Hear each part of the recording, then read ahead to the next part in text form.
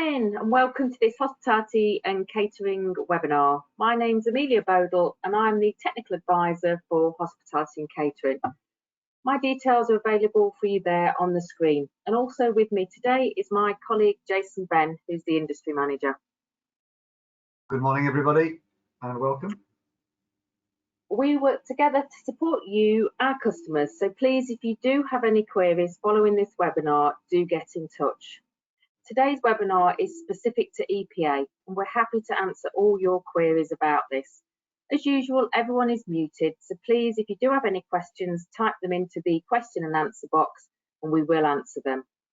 If you do have any specific scenario questions about individual apprentices, it may be we need to seek further guidance from People First, but we are more than happy to do this. So if you have any technical issues as well, please raise your hand and then type into the question and answer box and Jason will endeavour to help.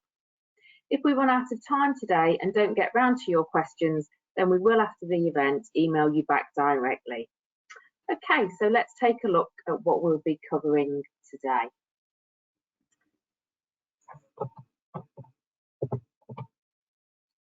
So today we're going to cover an update from People First, and then a few reminders of document changes and processes. Then we'll look at some good practice and details of how improvements to EPA could be made. These are from the lead independent endpoint assessors. Lastly, we'll open the floor to you to share some good practice and ask any questions which you may have.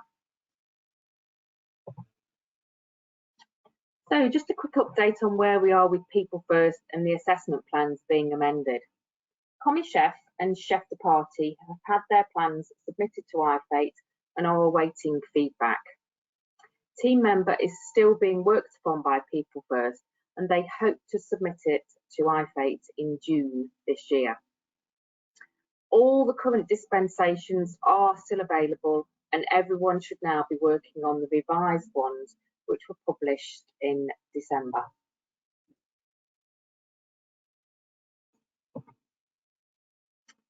The EPA assessment pack has been amended for Chef de Partie, so we are now on version 5. The update shown on your screen has been shared recently. Please do ensure you are using the most up-to-date version. There are not large changes at all within the assessment pack, and mainly the areas are around the split of the online test. So it isn't a massive deal to worry about at all, but I just wanted to raise with you that there now was a version 5. At the front of each of the City and Guilds documents, there's always a section which tells you exactly what amendments have been made for that version. So please do go and download the latest version and just check that front page. Also a reminder to ensure you access the lead independent endpoint assessor reports. They contain lots of useful information about overall performance, broken down into areas of good performance across all of the assessment methods. Then a section on areas where improvements would be beneficial, again across all of the assessment methods. Finally, as we are still using them, a section specific to dispensations. There is a report for each standard, though you may find some of the findings are similar for similar assessment methods across the standards. And as you can see there, they are available on EPA Pro and the EPA preparation tool of SmartScreen. And if anyone's got any problems with finding them, then again, please do email me and I'll help you with that.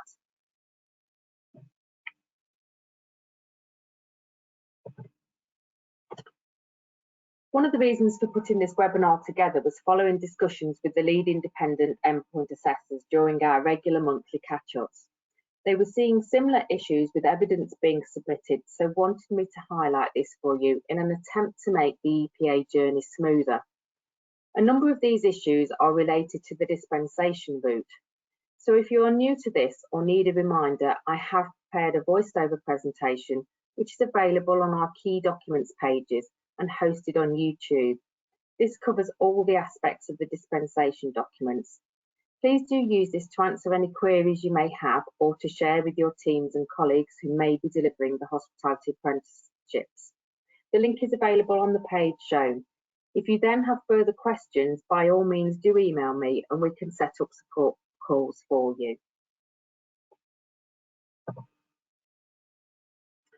So let's start by looking at Common Chef and Chef de Partie, as these standards are similar in the assessment methods and recipe log evidence requirements. Since the numerous lockdowns, the endpoint assessors have noticed that recipe logs are missing a number of elements and in many cases are being submitted as incomplete. Dispensations do not relate to the recipe logs, and these requirements have not changed, so we still need them to cover all of the minimum requirements. They need to have a photograph of the actual dish the apprentice has prepared, cooked and finished. These photographs are important to prove authenticity. Dishes can be created either at the workplace or at college, but they cannot be completed at an apprentice's home. Each recipe log must also include food safety considerations, and they need to be clear and correct in the preparation, cook and finish methods that are being claimed. Another area to highlight is the lack of boning of meat or filleting of fish, which is often missing within the recipe logs that are being sent to us.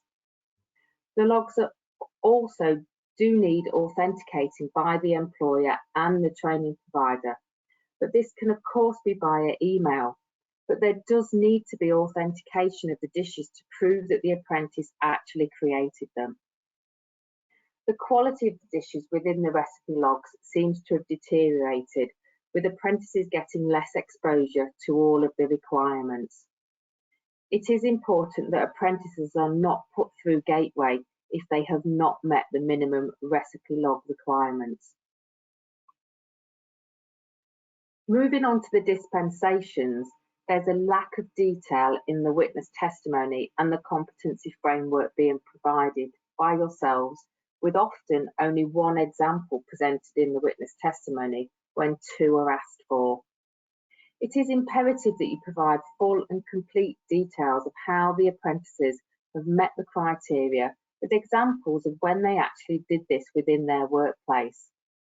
These documents replace a live observation from the endpoint assessor, and therefore as such now form the sole evidence available to the endpoint assessor to make that judgment. So for them to make a sensible judgment on competence, the detail therefore needs to be as rich as possible. The comments made must be specific statements that meet the criteria in the witness testimony and competency framework, and they need to provide examples of how the apprentice did this with actual detail of live events which took place. The culinary challenge witness testimony is also being uploaded without any photographs. We do still need these as part of the EPA process and evidence that you must provide. Now, whilst we don't have set regulations around referencing the evidence for the recipe logs, it would very much be appreciated if some thought could occur on submissions being named and numbered. If this doesn't happen, the independent endpoint assessors are left trying to work out what particular photograph goes with what recipe and method, etc. And this could mean they get referred back to you, wasting valuable EPA time. So I'm just going to pause there, Jason, and ask whether we've got any questions specific for Common Chef or Chef de Partie that have already come through. Yeah, no problem. No problem.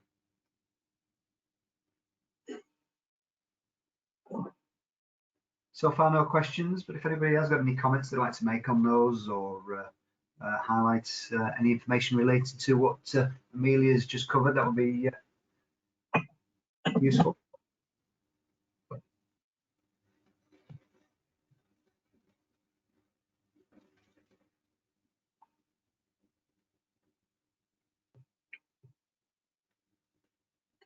Okay, well, I'll keep going then, and obviously, you know, we'll take questions at the end anyway. Thanks.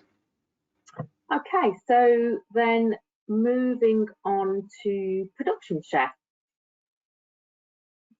So all sections of the competency framework need to be completed with evidence of the apprentice meeting that criteria, which is work related and as rich as possible. I'll stress that again, it needs to be work related. More than one example is acceptable if you do have them, And the fuller and more detailed this piece of evidence is, the easier it is for the endpoint assessor to make a decision and to see that the apprentice is indeed competent. Please don't forget this replaces the endpoint assessor actually being there and witnessing the apprentice's practice in terms of things such as team working and customer interaction, etc. So the better the examples of how the criteria are met, the easier the EPA process will be. The competency framework and the witness testimony for the practical observation needs to hold examples of evidence based solely in the workplace. This is because it is the dispensation for the practical observation which would have taken place in the workplace. Evidence from college or off-job training cannot be used at all. So if you are the training provider writing the competency framework, please bear this in mind and use your own observations from the workplace, as well as conversations with the employer and any higher level colleagues from the work placement. Please also remember to ensure authentication of both the witness testimony and the competency framework.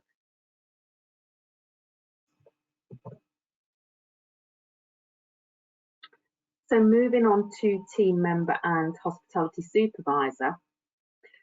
Some apprentices are still completing their business projects before their proposal is accepted by the endpoint assessor. The business project must form part of the EPA process and should not be started before this time. It is imperative that the project proposal is accepted by the endpoint assessor before the project is started. This acceptance takes place at the initial meeting. When submitting the business project, and also if a resubmission is required, please do ensure that a valid declaration is submitted at the same time. For resubmissions, the date of the declaration would need to be once the additional work has been undertaken on the project. The competency framework and the witness testimony for the practical observation needs to hold examples of evidence based solely in the workplace. And again, this is because it is the dispensation for the practical observation which would have taken place in the workplace. Therefore, evidence from the college cannot be used at all. So if you are the training provider writing the competency framework, please do bear this in mind and use your observations from the workplace, as well as conversations with the employer and any higher level colleagues from the work placement. So as I said, you will see that there's a general theme across some of the endpoint assessments, and I've repeated myself across some of the standards. A few general comments across all of the standards with regards to the hospitality endpoint assessment. So remembering that if 2 assessments are failed, then the apprentice will need to go back into a period of learning. And this is to ensure they are more fully prepared for the assessments which they failed. This also includes if they failed the Evolve test. Endpoint assessment should only take 3 months to complete, so please do ensure you advise us of any breaks in learning or when the EPA process might need to stop. We essentially stop the clock.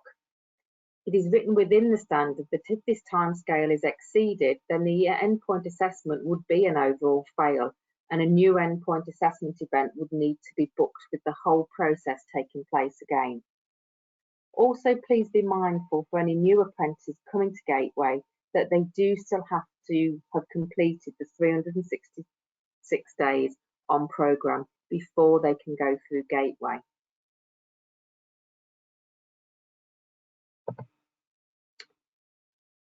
So now I'd really like to discuss quality assurance. I cannot stress how important we feel this is to ensuring what you submit for endpoint assessment meets the assessment plan requirements.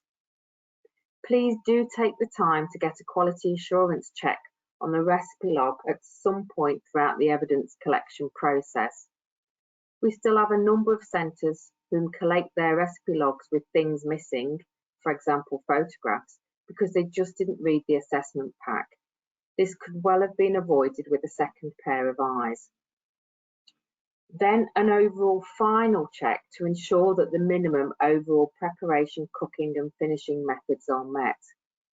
Doing this will save endless hours of backwards and forwards with evidence where not enough evidence has been submitted to us.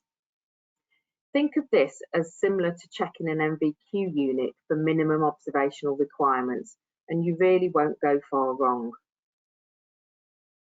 Dispensation evidence has meant we have accepted mock culinary challenges, so those of you who built this into their EPA preparation have done well in using the dispensations.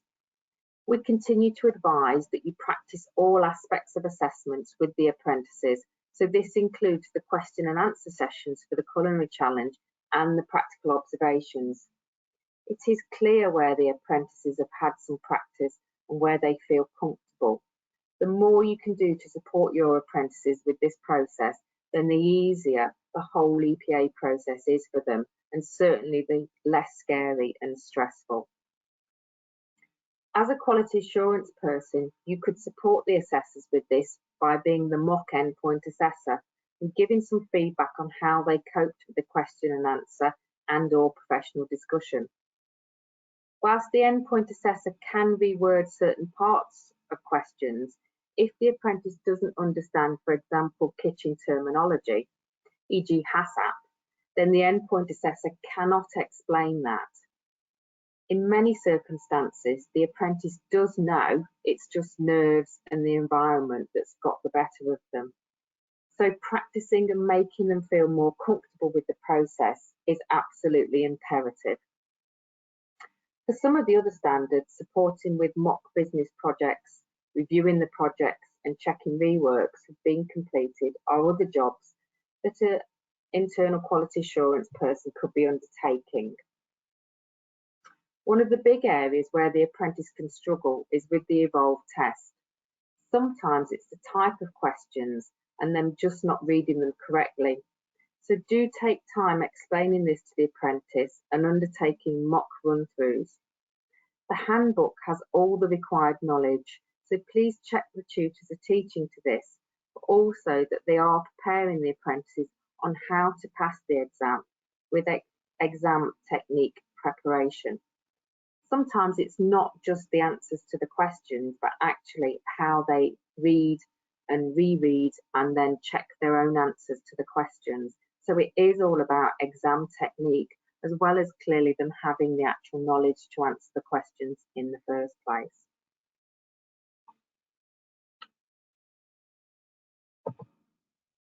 Okay, so have we got any questions, Jason? None at the moment, Amelia.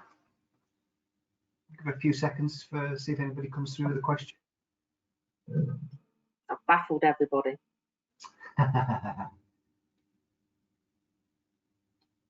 So if we don't have any sort of questions come through, what I would like to ask is if there's anybody that's on today that feels that, you know, things have gone smoothly, that they've done a good job, and that they'd like to share some of what they've been doing with everybody else. So what we can do is open you up to actually sort of chat and perhaps explain what you've been doing, which will sort of help other people really. Cool. We've got our first question. We've also got a raised hand. So we'll start with Karen's question. She's asking if there's any indication on how long the dispensation will be in place or when face-to-face will return. Thanks, Karen. We've just received actually this yesterday from People First, an update on the dispensation, and what it looks like is it will be reviewed in December of this year. So I think it's safe to say that dispensation measures will be in place for the foreseeable up until December, when it will be reviewed. Now, with regards to face-to-face return, I can't give you an answer on that one at the moment. I suppose the way things are moving in the country, the way things are opening out, open and operating, we could see that sooner rather than later, but I can't give you a date on that, I'm afraid. That one's still to be decided, but believe me, as soon as we know, we'll be excited about that process, and we'll be letting everybody know. Karen 3 months to complete a CommieChef EPA has been a challenge in recent times. How will this be processed by City and Guilds to meet the timeline? Karen, I would like to think that the use of EPA Pro will certainly make that a lot better going forward from our side of things. But obviously, the more that the evidence that we receive is complete, we can start the process a lot more swiftly. I would like to think that EPA Pro will play a big part in that. Amelia, have you got any comments for Karen? Well, going back to the sort of first one about face-to-face, so up until the sort of the last lockdown, we were undertaking face-to-face culinary challenges where the colleges were happy to let us go in. So we did have endpoint assessors that were still going out and doing face-to-face at that point in time. So there definitely are, you know, we've got endpoint assessors that have completed risk assessments that are happy to go out. The difficulty now is that most colleges are sort of not wanting us to do that, and certainly employers aren't either. And obviously at the moment, obviously employers are only operating with outside, so really endpoint assessors going inside to workplaces wouldn't be the correct thing to do potentially, because they're having to keep their own staff safe. So as all those things open up, and as we potentially then have endpoint assessors that are comfortable to go and do that, then I'm sure, you know, we'll be able to do a mixture which people first are happy with. So it may be that, for example, the culinary challenge, you use the dispensation route, but we're able to go out and do the workplace observation, etc. So there will be a period of mismatch potentially, and then obviously eventually, fingers crossed, the dispensations will by the end of the year disappear and we're back to some form, let's hope, of normality. So boxing that one off. And then the second question, I forgot what it was now. It was the timeline, the 3 months. I think Karen's obviously experienced a challenge in getting learners through, and possibly some of that is our process. Yeah, absolutely. It can be, for sure, and we appreciate that. And as Jason's quite rightly said, you know, we've now changed the process and we have a new system, EPA Pro, where you're booking directly with the endpoint assessor. So that is definitely speeding the process up and making these sort of backwards and forwards emails that I know some of you have sort of suffered with in the past. You know, that will be now a thing of the past. The main issues that we are finding, though, is because the evidence that's being submitted isn't complete at the point it's being submitted and it's having to go backwards and forwards, that's really holding things up. So that's really one of the reasons for, you know, today's webinar, just to sort of share that with you. Certainly from a CommieChef and chef de partie perspective, we've really struggled with actually getting the recipe log evidence to be sufficient, and I would suggest that, you know, most that we've received recently have had to be sent back. So all of those things hold the timeline up, which is why I'm sort of stressing the whole quality assurance really, and the fact that somebody does a check to make sure that the minimum requirements are met and that everything is there. If there's a reason why things aren't there, then, you know, that really needs to be discussed with the endpoint assessor. It really needs to be discussed with the EPA team. If there are mitigating circumstances that you have with a particular apprentice, then come to Jason and myself first before you submit anything and have that discussion. So we have been able to do some workarounds with apprentices that have been made redundant or you know, had to move into another job role. All sorts of things have obviously happened. So it's better that you have those conversations with us and that potentially we can go to people first. We can sort of manage to get them to agree to certain things. And then obviously what we then do is we then speak to the lead independent endpoint assessor and explain, you know, what we're allowed to do because of certain mitigating circumstances. It's not something that we can do sort of across the board, but obviously people first, as ourselves, don't want to disadvantage any apprentices. but clearly it has to be sort of justifiable reasons as to why we could or should do certain things. So that's really what I would ask, that, you know, if there are apprentices that it is going to be an issue, or it has been an issue, then, you know, that you discuss those with us first, and then you're not in a position that, you know, you're having things sort of knocked back, etc., because you just couldn't do them in the first place. So I think that would be the big ask of me today, really, that you know, that you have a conversation with us about it if there is going to be a worry, and then that, you know, this quality assurance check does take place, so that you don't get things sent back, because at the end of the day, you know, if the recipe log gets accepted, the initial meeting's set up, the dispensation evidence is all complete, sufficient, fully meets the requirements, then that whole process will be really swift through EPA. It absolutely will, especially with the dispensations now. If you were in a position to upload the recipe log and gateway requirements, the dispensation evidence for the culinary challenge, the dispensation evidence for the practical observation, and that they were all sufficient and complete, you'd have your initial meeting, the question and answer session would be booked for the culinary challenge, question and answer session booked for the practical observation, and then the professional discussion. So it would follow a really swift process through. So I think, you know, that was quite a long-winded answer to your question. I appreciate that, but I just sort of wanted to share some of the things that we've been getting through, and hence why in some cases, you know, EPA has taken a lot longer, really. I'm going to breathe now.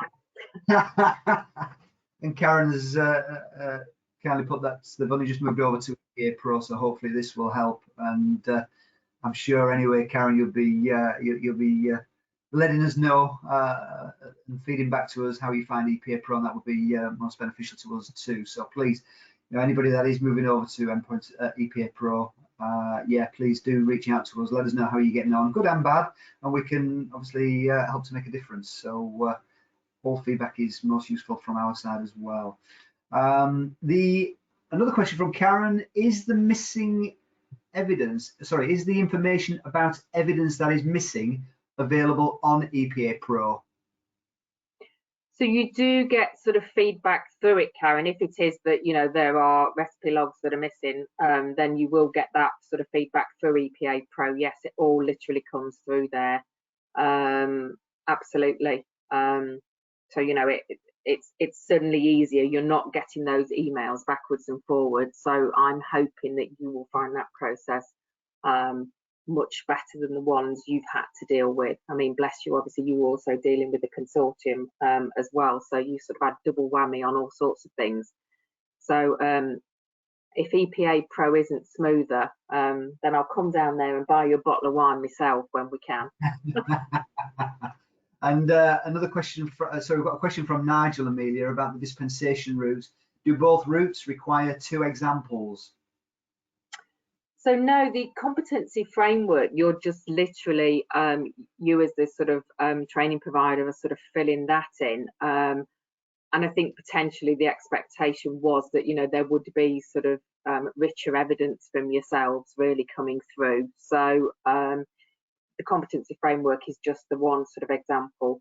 The witness testimony was 2, purely because we were sort of struggling really to get the richness of information from employers. And obviously at the end of the day, you know, if you're in a position to be supporting the employers with that, as in sort of teasing the information out of them and helping them to do that, or even if, you know, you're completing it, typing into it, and then they are authenticating it, you know, via email, etc.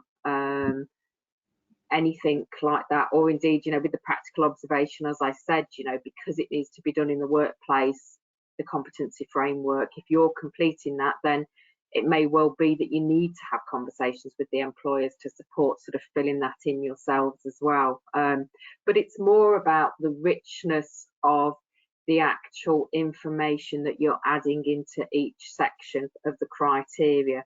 It needs to be a sort of live event that the apprentice actually undertook. So whatever the criteria says, you need to give an example of when the apprentice actually did that, what they did, how they did it, so that it's sort of a picture, if you will, so that the endpoint assessor can build a mental picture of that apprentice's work methods, standards, so that then they can hopefully be in a position to sort of see from that document that the apprentice is competent, and indeed, you know, in many cases, you know, is able to perhaps, you know, offer a thought that it will be a sort of distinction apprentice.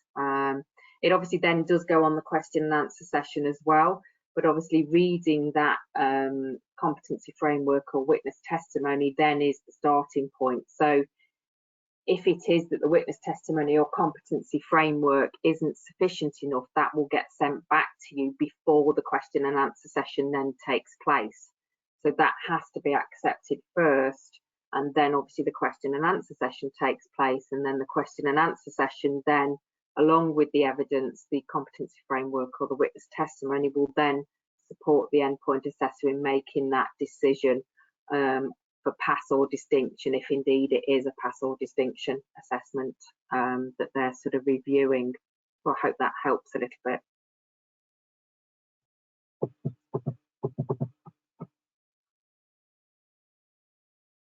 No more questions at the moment, although Karen has mentioned that she's going to hold you to that wine offer. That's fine. That's fine. You can hold me to that, because if it isn't, then I might have to have 2 bottles. So, any more questions or comments? We did have a hand up, but that's gone, and I'm not sure. I think it might be Nigel who then asked a question, typed up his question, but we did have a hand up. It's gone.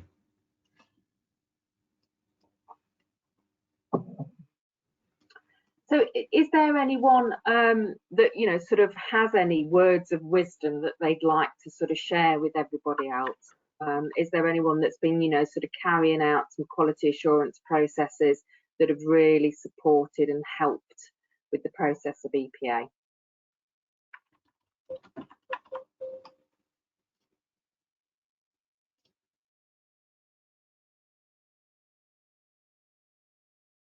Everybody's very quiet. I mean, it is Friday morning though, it is fair enough, and it is bank holiday weekend spinning towards us, so I appreciate that.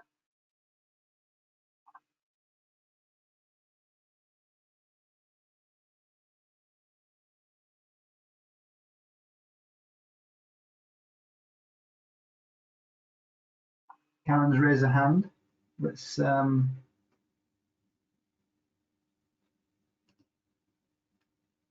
bring Karen in. I don't know if I can unmute Amelia. Should be able to.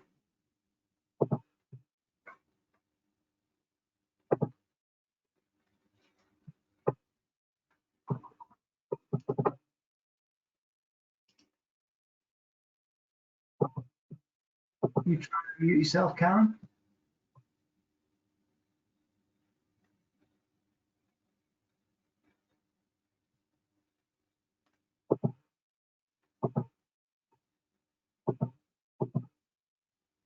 Oh, had it there and then it's gone off again. There we go, Karen, you're live. There we go, I'm live. I was just going to say, we have an IQA plan, and that is exactly what was in the plan. I think some of the things we've struggled with is we're a really small team and we haven't always got other people available to sort of, you know, be that second pair of eyes. I think that's part of our challenge, but I completely agree with you that it's always been in our plan, a second pair of eyes over that recipe book, because it is a challenge. There's a lot to it, and really useful for, you know, someone else to look over it, and also you know, to have some IQA processes around the culinary challenge as well, so you've got second pair of eyes over the sort of quality of what you produce in there. I think is really useful, but it is just, it's finding people to do it when you work in a really small team. Yeah, absolutely, and I appreciate that more than anybody. I think it's just, it just sort of strikes, I think, especially the lead endpoint assessors, that's where they sort of, the gap is really, you know, if there is a pothole, that's it. And And if those checks did happen, then that process would be definitely a lot smoother and a lot swifter. But I absolutely appreciate that. That's it is down to sort of people, etc. Really being available and being able to sort of do it. Yeah, for sure. Yeah, because IQA in one of those recipe books is not a 5-minute job, is it? No, because I've obviously looked at them as well as an endpoint assessor. I absolutely appreciate that. More than anything. The one bonus is though that as we move, or eventually when we move to the revised standards, that requirement will be substantially reduced. So that's a bit of good news along the way, really. I mean, obviously that's not going to be, that will only be for apprentices then signed up onto the new standard. But if they do become available, sort of summertime, etc., then anyone then signing up onto the new standards, the recipe log requirements, we've been informed, are substantially reduced. Music to my ears. Yeah. I think music to everybody's ears, I think, Karen. Yeah, so that's I think we should stop now, shall we? Should we just stop now? We tried that one as well, Karen, I can assure you. When we spoke to people first about it, that was exactly what we said. We said to Ruth, well, can't we just change that now? Can somebody just press a button? And I'm sure the endpoint assessors will be completely delighted as well. But so we'll just have to wait to see. There will still be something there, but we have been told it's substantially reduced. So we'll see what that means. Thanks. Thank you.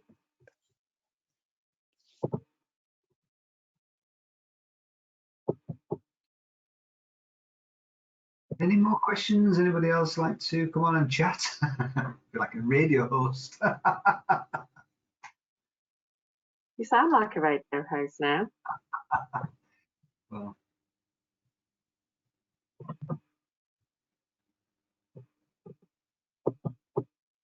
it's honestly not as scary as people think it is once you get used to it.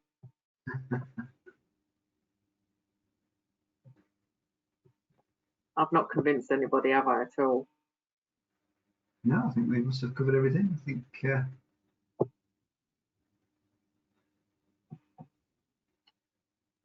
Okay, well, in which case then, I think what we'll do is I'm just leaving you there with our contact details again. Please do make sure that you sort of have signed up for email updates, which no doubt you all have because you're attending today. And we will obviously sort of send out regular updates as well. The hospitality newsletters, they are still being done sort of definitely bi-monthly. The last one was the end of March. That's available on the key documents pages, and there's a link there that takes you to it. And yes, absolutely, this will be recorded, and we'll make sure that it gets sort of uploaded to YouTube, and we'll put it in the key documents section of the hospitality web pages, so that will be available. And I'll make sure that I add it into the newsletter so people are aware that we did this. And obviously that can be sort of shared, and sort of anybody that's asking questions about EPA, obviously I'll make sure that I do share it so that you've got the information. Any information, new information that comes out from People First, then in terms of the standards, we will share with everybody. We've got another update with them scheduled for May. So all of our meetings with People First are now sort of, as you can imagine, sort of webinars online. So, but we do sort of do them sort of regularly. So our next one is in May. So we will sort of keep everybody up to date with what's happening. But you know where we are, so please do, if you've got any questions, you need any support, then please do ask us, come to us, and we'll endeavour to support you with the whole process. So thank you very much for attending today. We're looking forward to sort of further webinars coming up. Our next ones will all be around mitigation for the VRQs. That's now sort of going to be on the 7th of May. So that's available to sort of register on if anybody wants to do that, and we will be sending out an alert about that as well. But this was just really to sort of try and give a little bit of support around endpoint assessment. So just left for me to say thank you very much then for attending. I hope you have a fabulous bank holiday weekend. I'm not sure it's going to be sunny, but you can all go out there. The pub gardens are open. Go for it, enjoy yourselves, but make sure you stay safe. Many thanks, everybody. Thanks, everybody. Have a great weekend.